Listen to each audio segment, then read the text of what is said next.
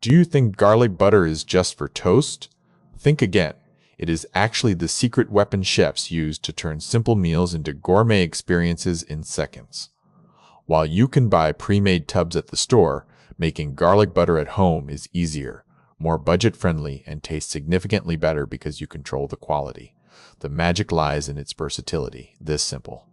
Compound acts as a flavor amplifier. It can lift grilled steaks from meh to mouth-watering with just a quick sear. It is not limited to meat. You can drizzle it over air-fried vegetables or melt it onto a baked potato to add a rich, savory kick that enhances the natural taste. For breakfast enthusiasts, this spread is perfect for croissants and pancakes. The combination of unsalted butter, fresh parsley, and sea salt creates an aromatic boost to your morning. Whether you are searing beef or preparing fish, garlic butter is more than a condiment. It is a way to add heart and soul to your daily cooking routine. This easy recipe combines simple ingredients into a staple that elevates bread, potatoes, and meats in moments, making it the perfect choice for any home kitchen.